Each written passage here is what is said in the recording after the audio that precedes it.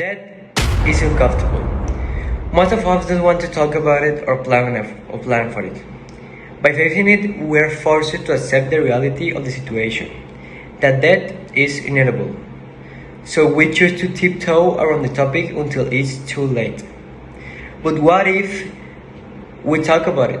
What if we took an active role in how we are remembered by those who we leave behind? In recent years, the new generation has taken strides to not only face death, but also embrace it to find the true meaning of life. In doing so, they report feeling more in control of how it's handled during their final days, weeks, or even months. But the question here is, why do so many people avoid talking about death? Part of this also has to do with fear of the unknown. Many of us don't know or when or how it will happen unless we are diagnosed with a life-limiting condition.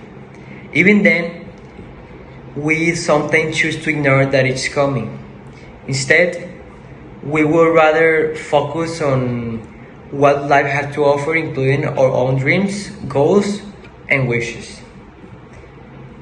And another reason we avoid the topic of the dead is fear of saying the wrong thing. It's not only family members and friends who find it difficult to discuss, but also the dying ones often find themselves struggling to express their thoughts and feelings about death. We don't want to make matters worse for others, so we choose to say nothing at all. I'm doing so. We miss out the opportunity to connect with those who are dying or grieving. This often translates to increased feelings of isolation or loneliness. But death shouldn't be done alone. It should involve close family members and friends. So initiate the conversation, no matter how awkward or difficult. This may help you look and deal with some of your fears in new ways. What does the Catholic Church say? All this makes it difficult to discuss the most appropriate way to care for a person who is dying, and to come up with good guidelines. The Catholic Church says you should be made as comfortable as possible and offer painkillers to ease your suffering, even if this risks shortening your life. The Church also affirms a dying person's right to refuse medical procedures that are burdensome, dangerous, extraordinary to the expected outcome. Why should we talk about dying? Catherine Sliman, a member of the Palliative Medicine Register at the Cicely Saunders Institute, believes that ending the silence about death will diminish the terrors and lead to a new focus on improving the quality of life of dying patients.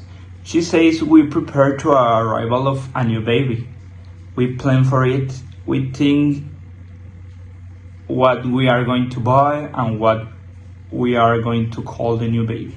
It's part of our daily life, our conversation. Why do we not prepare for our death in the same way? I would like everyone to have a good death, but we can achieve that unless we as a society stop whispering and start talking about it. In conclusion, it can be hard to begin talking about death, but there are so many good reasons to get started.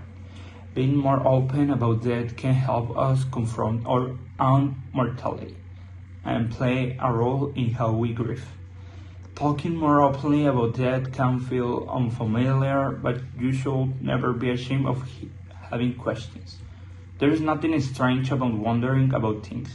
When you ask this type of question, you feel like less afraid, and when a topic is completely a taboo, like in the case of the death, our imagination fills the details, and that can make the things even worse.